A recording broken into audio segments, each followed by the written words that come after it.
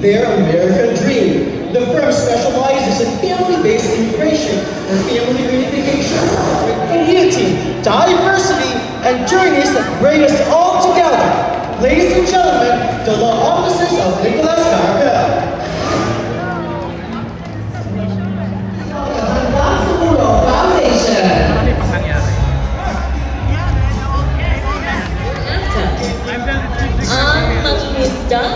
Padayon sa Pagtapon. That is going to be the showcase of their performance today. It is as beacons of hope, fishermen and teachers reminds us our beauty. Persevering are going to be performing. They will be judged and hoping they will win one of the special titles for this parade. Welcome po sa ating paaralan sa Konsulado, run by AFTA. Diretso po po tayo. Sige po po, hanggang sa harap ng mga judges. Diretso po tayo. Stop. Wait. Stop.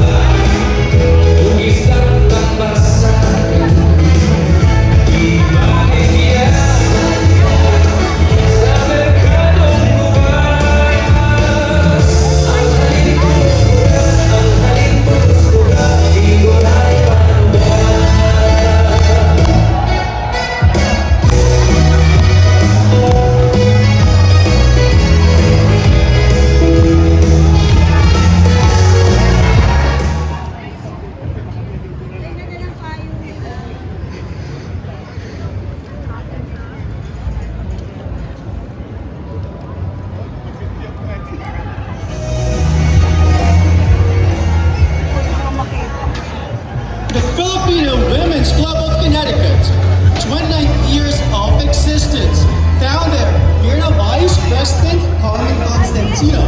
Now we have Mrs. Philippines Connecticut USA 2025, Giselle Morgan, Mrs. Oklahoma USA Connecticut 2025, Dancing Little mga Filipino.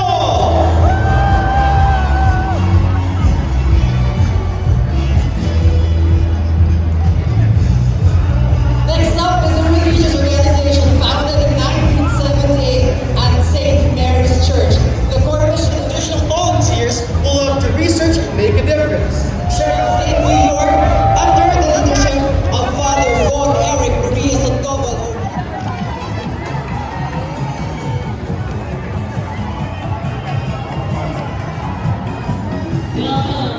Which culture, heritage, and unity. They are also celebrating their 50th year in spirit and community empowerment. Congratulations! We will honor East Coast USA on your 50th anniversary!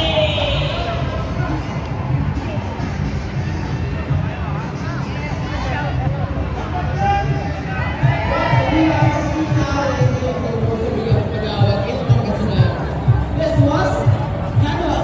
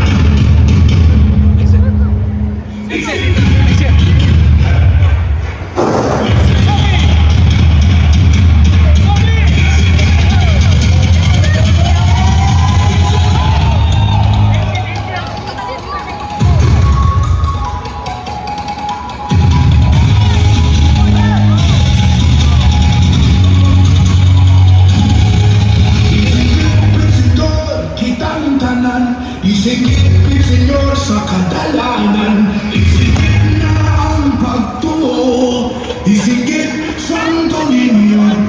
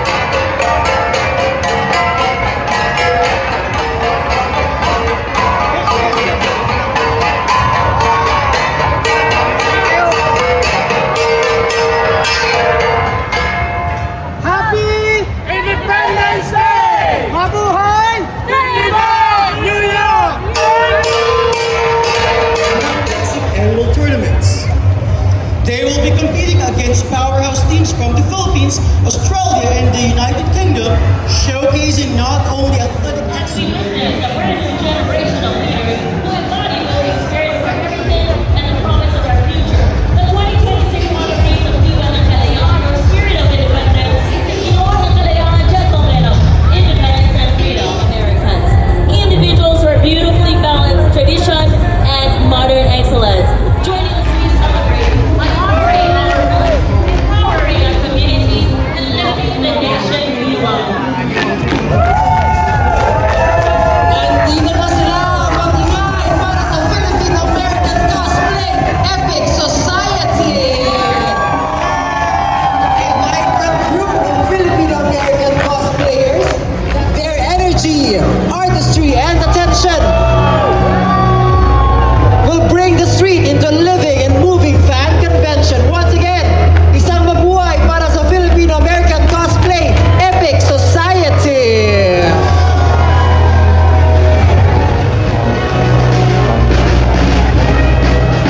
Next up, we have the La Guardia Filipino Club.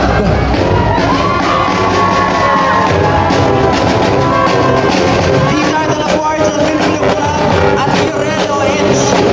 La Guardia High School of Music and Arts and Performing Arts. A community-based student club open to anyone. United in unity and pride. The theme this year is Elevate and Evolve. We empower young individuals to serve, grow, and strengthen Filipino unity through meaningful impact. Joining us today, sing. Around 1 decade.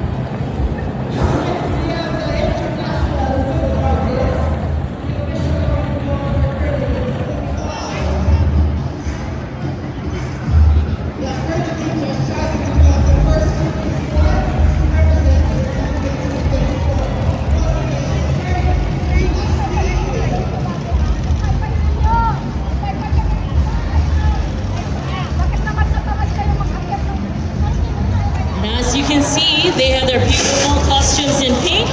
They will be performing for our judges today. Judges, please be ready with this next performing group. Po kayo kasi marami. Bakit ako lang pinapadala? Yun lang ang point ko naman eh.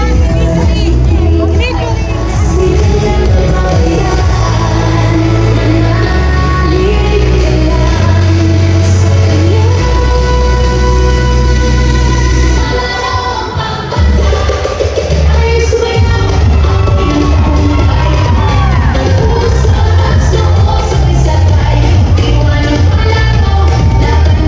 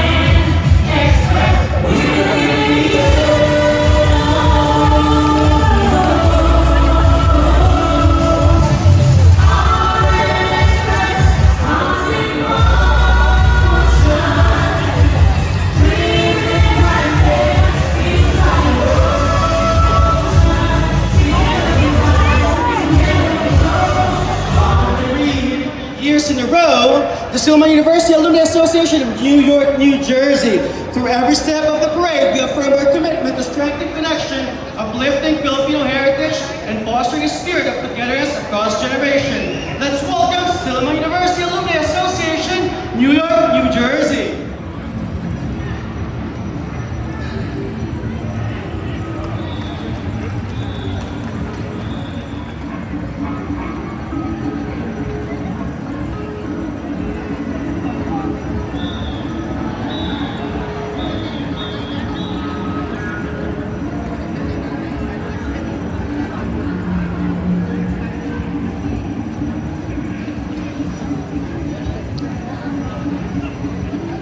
Thank you so much. We honor the remarkable women who exemplify the true essence of Filipina strength, grace, and compassion.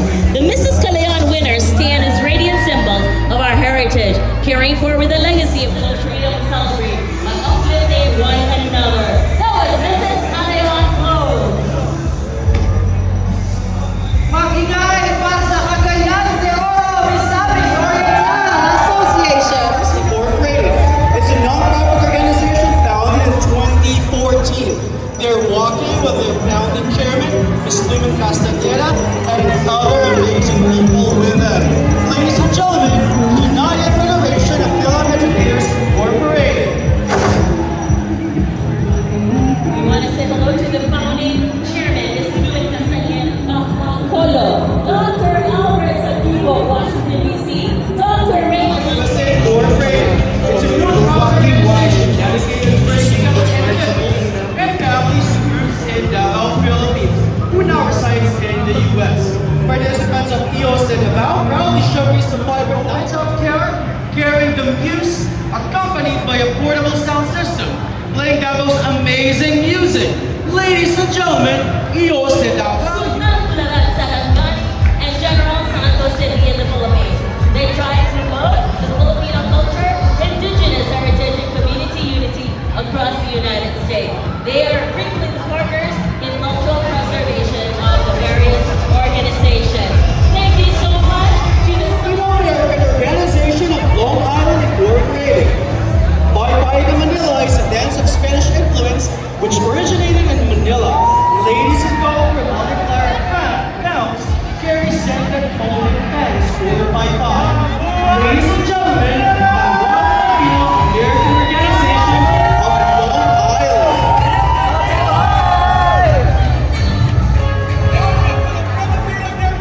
We empower young active citizens to lead, serve, and create positive change from North Jersey to communities around the world.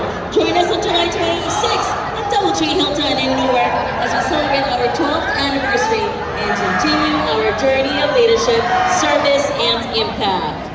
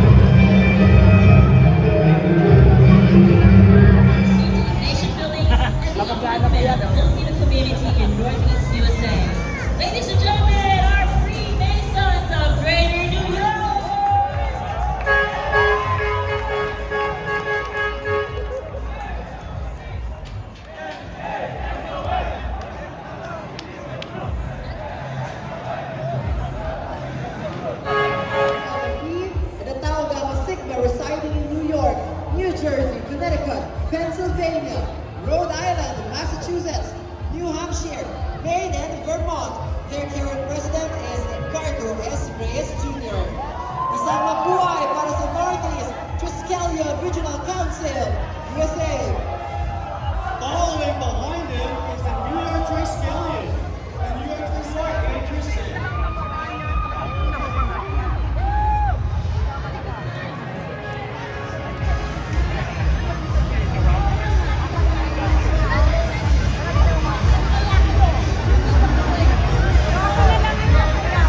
The Tao Philippine Global Triskelion Fraternity is NYC Triskelion Brooklyn High Skelion Chapter. Okay, ladies and gentlemen, the Empire State Triskelion Chapter and Brooklyn Triskelion Chapter. Now, Knights of Rizal, New York chapter. Heading them is the Ambassador of Goodwill, Lady Rufa Gutierrez, fostering cultural pride, leadership, charity, and meaningful community initiatives. Ladies and gentlemen, Ladies for Rizal, New York Incorporated, together with Goodwill Ambassador, Lady Rufa Gutierrez.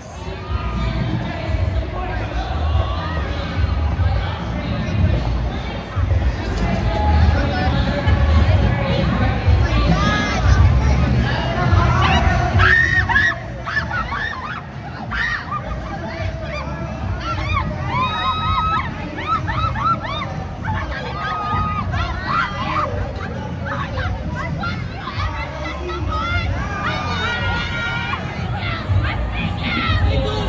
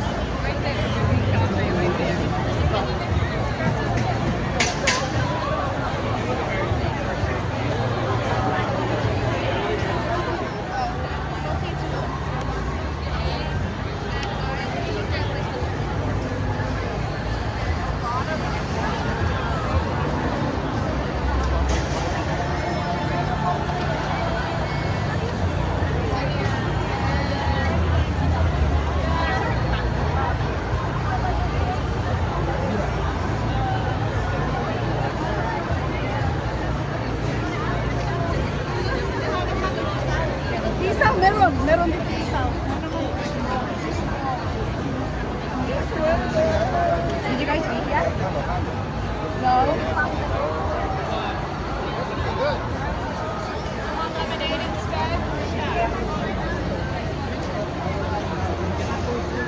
naman ang pila niyan?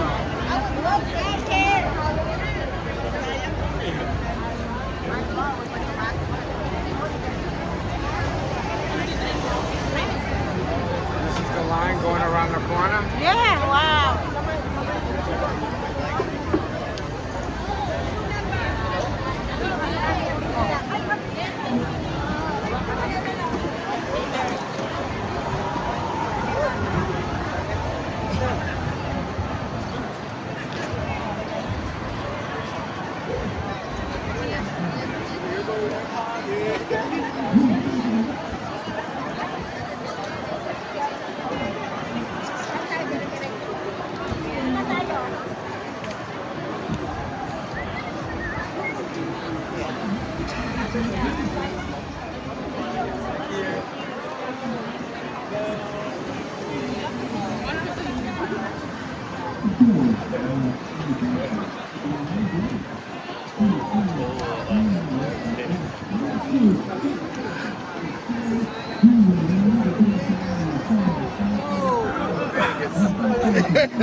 Yeah, next to temple.